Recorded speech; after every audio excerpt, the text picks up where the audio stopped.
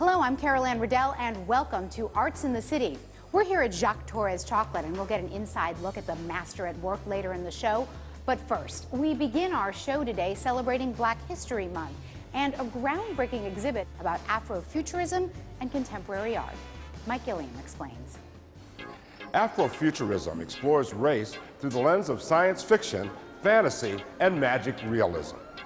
Coined in 1994 by social critic Mark Dury, Afrofuturism has roots in the science fiction writings of Octavia Butler and Samuel Delany, and the sonic genius of Sun Ra, who imagined he was born on another planet as a way of dealing with feelings of racism and alienation growing up.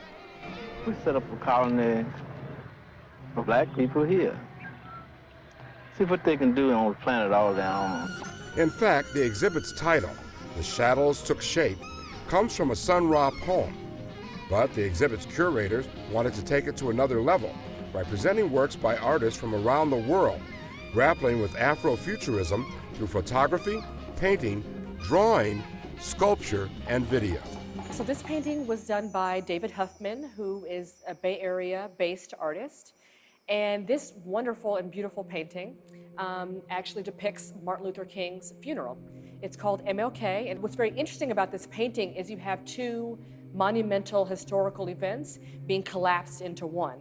So you have Moses kind of parting this terrain, as well as MLK's funeral, both existing at one time. In a very kind of futuristic way, how do we talk about race in the 22nd, 23rd, 24th century? The term, or the very kind of finite things surrounding race, do we still use those ways of looking at race in the future? What does blackness look like? What does whiteness look like? Films and music have also inspired this exhibit. Zoe Whitley, my co-curator, and I, are really big kind of movie geeks, to be honest. We noticed in kind of planning this exhibition that we had, seen Space is the Place, obviously starring Sun Ra, but we'd also seen, movies like Brother from Another Planet or District 9 that definitely kind of had Afrofuturist or even science fiction themes. But we were also raised off of, Parliament Funkadelic and, LaBelle, George Clinton, and a number of musical artists that were also singing about these ideas and, literally having a spaceship on stage.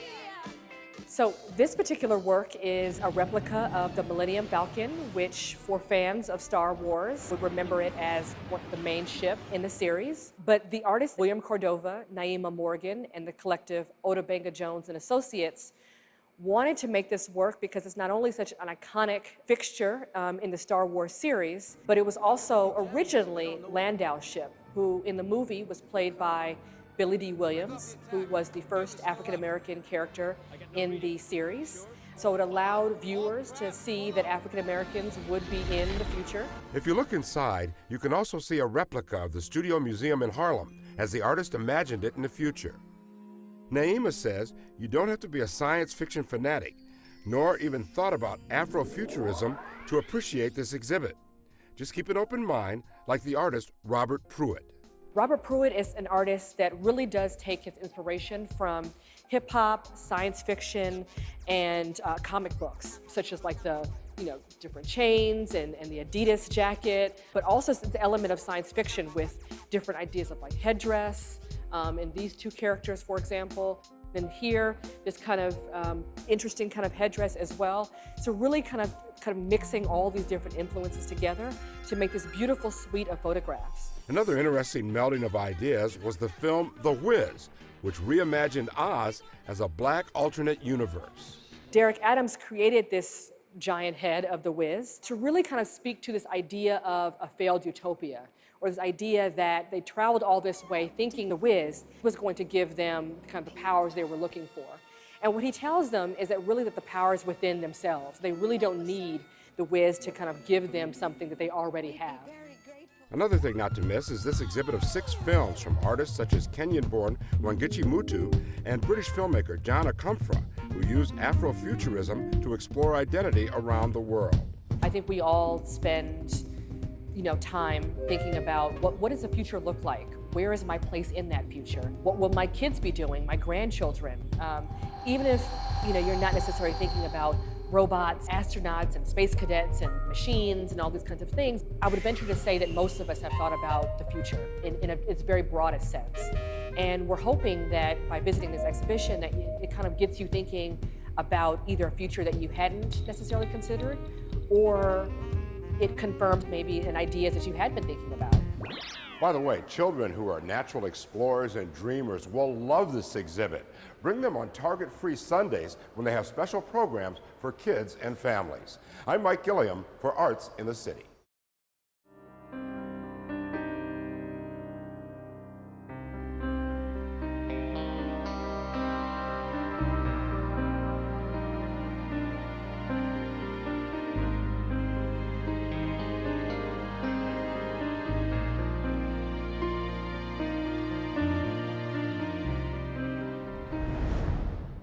Museums are typically known for beautiful art, unique architecture, and fine dining.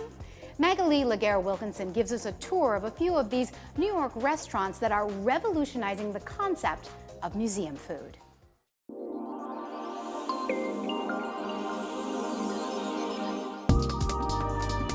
Long considered to be an afterthought or a place to grab a quick bite, museum restaurants are now destinations to seek out. Our first stop took us to the Modern at MoMA in Midtown Manhattan, where we met with the restaurant's general manager, Dino Lavarini. We were fortunate enough to open with the museum when it reopened in 2004. So we're in our 9th year, which is pretty phenomenal. It's gone like a blink of an eye. In addition to a Michelin star, we've also been recognized by the James Beard Foundation 4 times and the New York Times with 2 3-star reviews, which we're thrilled with. Much of the Modern's success is due to the creativity and presentation of its world-class cuisine. Getting the chance to try one of their signature desserts, the Modern Black Forest Fantasy, was a fantasy indeed. There's a festival going on in my mouth right now. My palate is very happy. But it's not just the food, it's also the gorgeous design. Our chef is inspired by that which he sees in the garden, that which he sees in the galleries, and it's constantly changing. You know, we do look at the restaurant even as a curated exhibition. What you will see is that the first impression of any meal is really the beauty that comes in color and shapes on really what is a blank canvas. And then when you begin to taste the different components of the dishes, you'll reach the essence of what the chef is offering in terms of the experience, the exhibit. Traveling over the East River to Queens, we dropped by the more casual M. Wells Dinette, inside the sister museum of MoMA, PS1. Owner and executive chef Hugues Dufour opened his restaurant a year and a half ago to glowing reviews. Dufour capitalized on that success and recently opened a new restaurant, M. Wells Steakhouse, leaving longtime sous chef Aidan O'Neill in charge of the kitchen at M. Wells Dinette. The idea of doing an art museum restaurant was really appealing for me. Aidan's a painter as well, and he does. So it's an art form. So that was like. Yeah. I dropped out of art school to cook. Really? So it was funny that I ended up back in an art museum. It's kismet. So we did it for him. Yeah, it was really for me. Even though it did seem like an obvious pairing, M. Wells did struggle to find an identity early on. In the beginning, like it was quite impractical because people would come in for coffee and we'd be trying to do takeout, and we'd also be trying to operate the restaurant as a restaurant. But you know, we're getting better. Chef O'Neill said having curators of the museum's exhibits dine in his restaurant also has its benefits. What is contagious is the energy of the people that install the shows and the curators, and talking to them and experiencing like the delight through them. It's definitely, when they come in and eat, we get to like hear about like all the stuff that like what a mind-altering experience is to try and get like art from Amsterdam to here in a jumbo jet overnight and installing it and then like, talking to the installers. That's just super stimulating. Walking into the restaurant feels like a trip back in time. The space where the museum is now used to be a public school. With desks serving us tables and the food menu scribbled on a chalkboard for everyone to read, the restaurant space feels like an attempt at tricking the museum goer into thinking they've entered another exhibit within the museum. I think like we end up being in tune with the museum and the way I think I think the space, the people around influence a lot, like the way we cook and stuff, and that's the way it should be. From Queens, we made our way to Brooklyn, where, after spending 14 years in Boerum Hill, executive chef Sol Bolton decided to move his Michelin-starred restaurant into a much larger space, the Brooklyn Museum. I think they approached us because they knew we're really part of Brooklyn, that we would fit in well to this situation. You know, we're not particularly trendy, but we produce beautiful things, beautiful food that really would fit the model of what they were trying to do. Tell us a little bit, because we are in a museum, there is this new trend, it seems, of restaurants in museums. What is that all about? I think museums are realizing that in a competitive world of today, you're going to have world-class art, you've got to have world-class cuisine. America's taste is evolving, and it's evolved a lot where people are not just going to come in and accept the same old song and dance when they come into a museum. They want something, you know, if you see a beautiful exhibit, what a downer it is to actually come in and have airline food. Talk about the concept of food also as an art form. Unlike a lot of the art that you have in the galleries that's timeless, and it's preserved to be so, and it's captured, and it's there, and it's semi-permanent state, and inspires people as they walk by it every single day, and it evokes different kinds of feelings and thoughts. And the food, as I said before, I mean, we approach it very much from a craft point of view, and we're craftspeople, but there are periods, points in time, where the food is able to transcend that, you know, and all that craft that goes into it, the execution of it, makes it possible.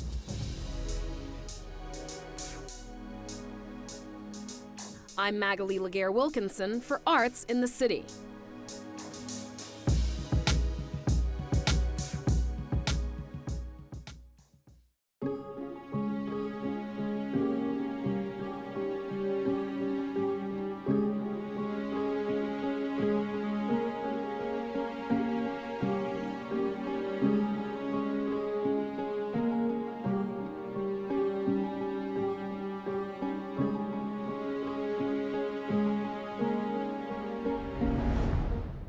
I'm Pat Collins for Arts in the City. She's a Hollywood blue blood fascinated by vampires. Zan Cassavetes, the daughter of the late actor and indie film pioneer John Cassavetes and actress Jenna Rollins, makes her feature film directorial debut with Kiss of the Damned. I met Zan at Delicious Vinyl, the vintage record store in LA. She was in a punk band called Shrine before she began directing. But why her fascination with vampires? I don't really, I mean, Twilight to me, especially having made a vampire movie, everybody's, you know, so outraged about Twilight, and we're sick of vampire movies and all that, but vampire movies have such an opportunity for philosophical exploration about being a human and you know, more sort of mature topics about life and death and sexuality. Did you want to introduce mystery, sexiness into vampire movies again? Was that one other reason for doing the movie? Yes, probably.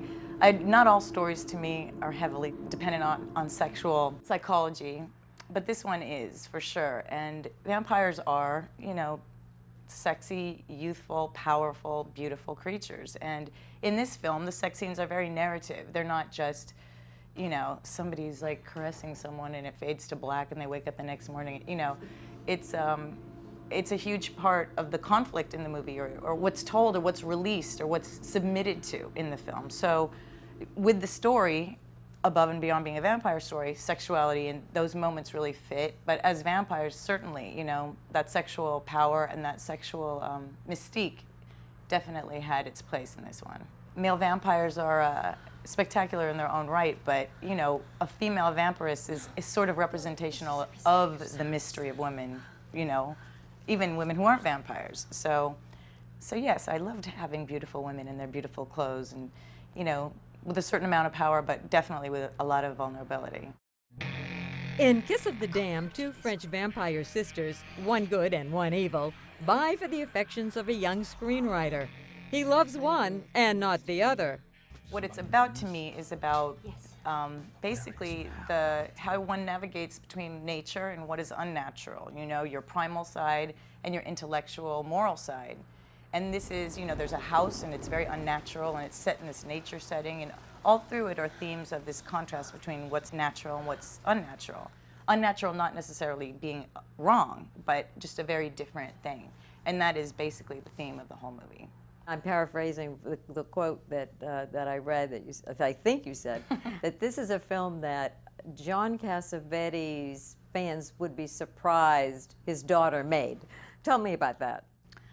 Well, I remember it was in the context of another interview where they were speaking a lot about John, who's my idol, of course. But I mean, the most defining feature about John is his individuality, is his fascination with human beings and his reluctance to ever do something that has been not directly from his heart. And that's what I love about John and relate to as his daughter and little filmmaker daughter or whatever. But yeah, I mean, John made these, you know, super auteur movies that were very, very serious and dramatic, and in his life and what he did for independent cinema is, you know, he put it on the map. About as masculine as you can get. Mm-hmm.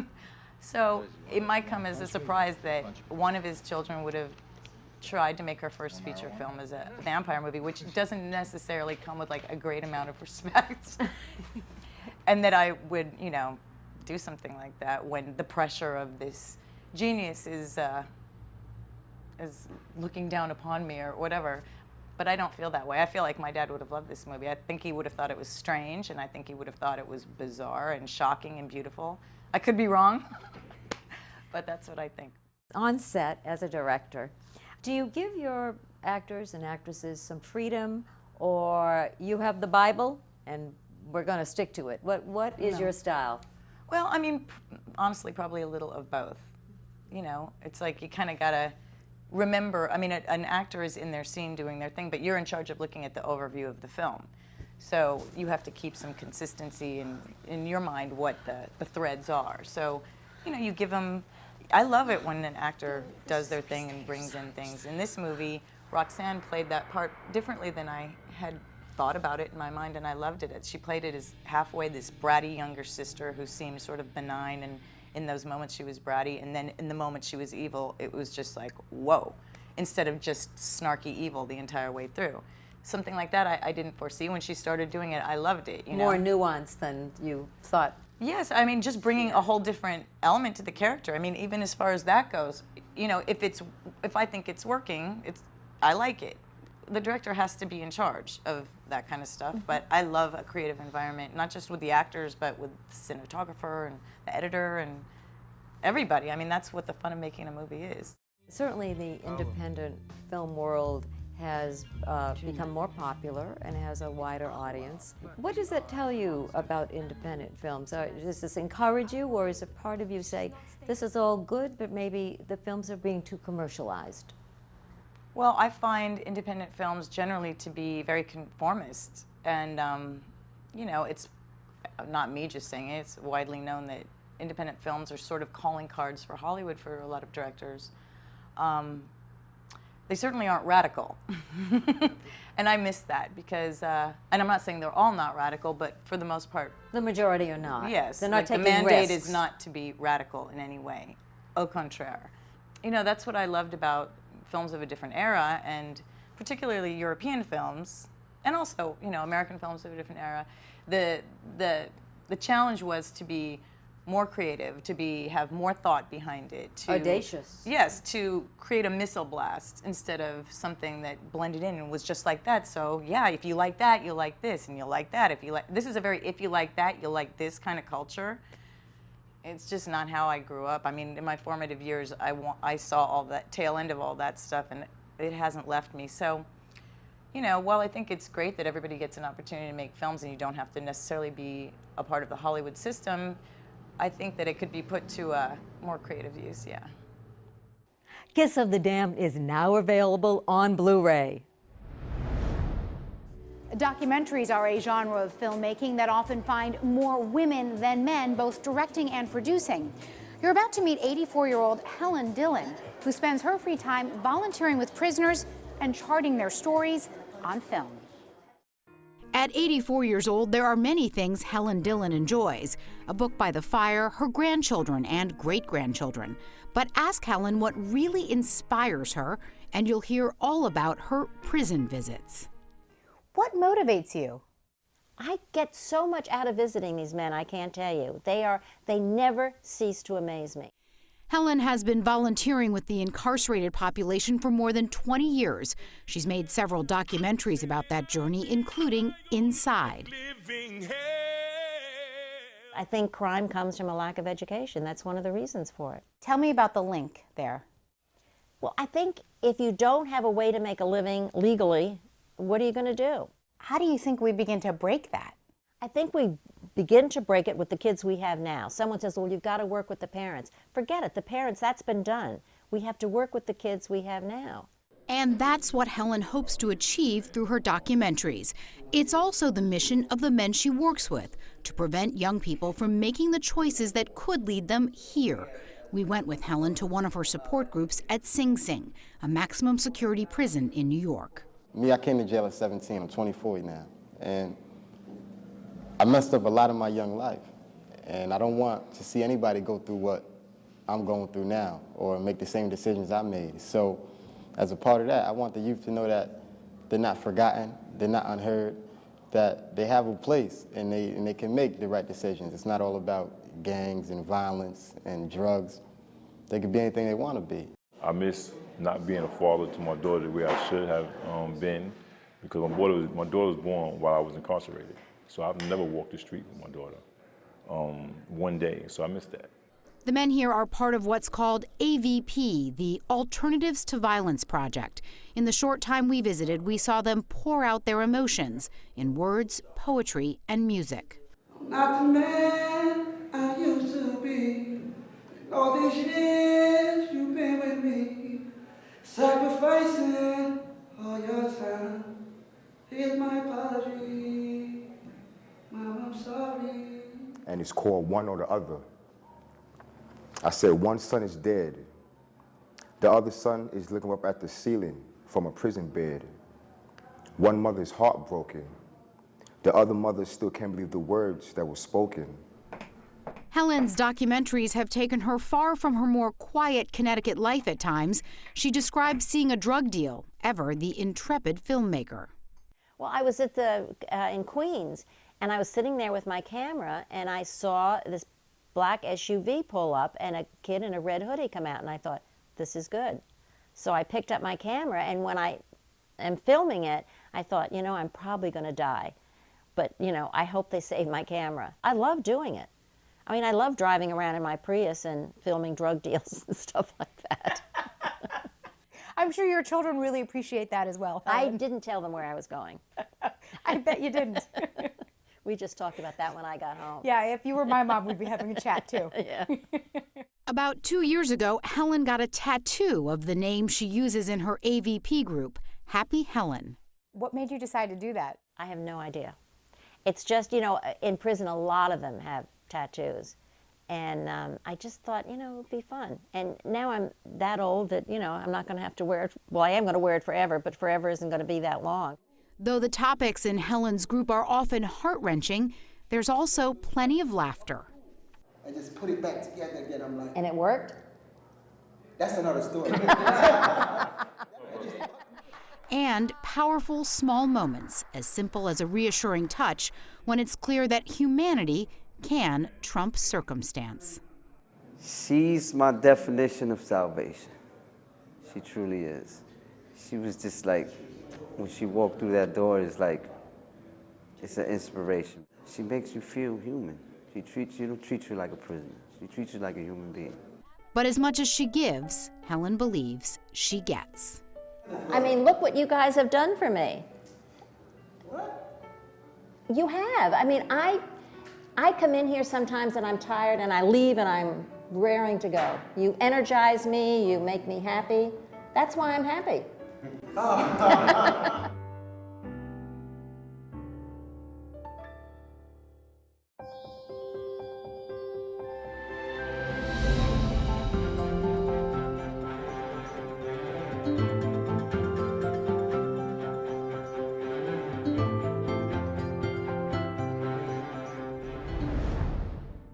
With a nod to this Valentine's Day, there is nothing like chocolate to make most people happy. Jacques Torres is one of the premier chocolatiers in the world. Donna Hanover got an inside look at the master at work. I'm Donna Hanover. It doesn't have to be Valentine's Day for chocolate to be on everyone's lips. Jacques Torres is one of the premier chocolatiers in the world. Let's find out how he creates his masterpieces. I think if you eat a good quality chocolate, it's so powerful, he has so much flavor, that a little bit go a long way. In Jacques Torres' world, few things are as powerful as the art of a finely crafted chocolate.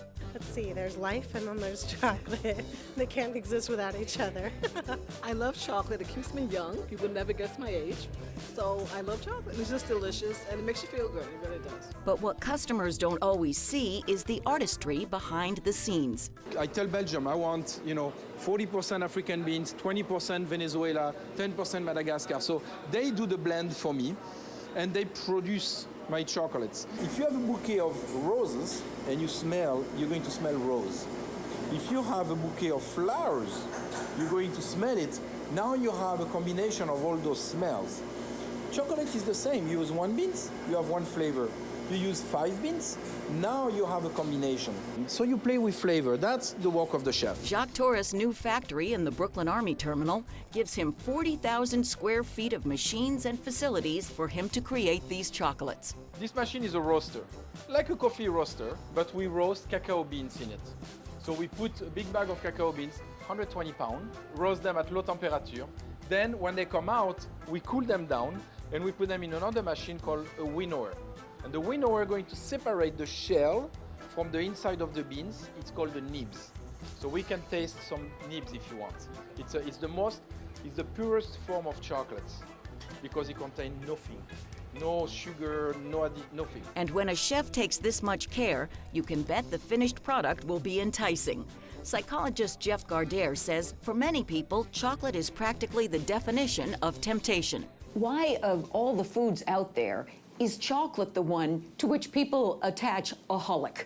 Well, we're finding that many of the nutrients as well as the mood-altering chemicals that are in chocolate are also in broccoli. So why aren't people addicted to broccoli? Well, because it's not chocolate.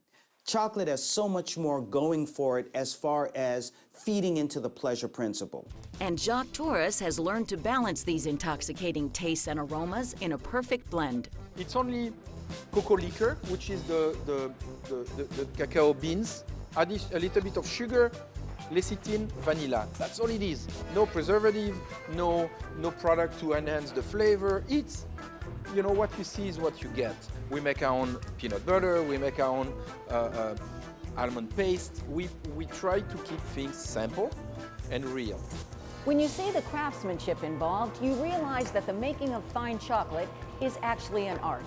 It's the creation of beautiful things that last only so long as you can resist. I'm Donna Hanover for Arts in the City. She's a comedian, she's a sketch actress, she's a writer, she's a choreographer, she's a fashion designer, she's Carrie Coddett. Watch for her on the next edition of Arts in the City from Stand Up New York. Stand up, Barry. I am standing.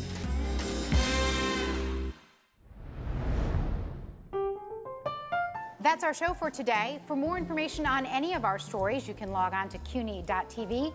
I'm Carol Ann Riddell for Arts in the City.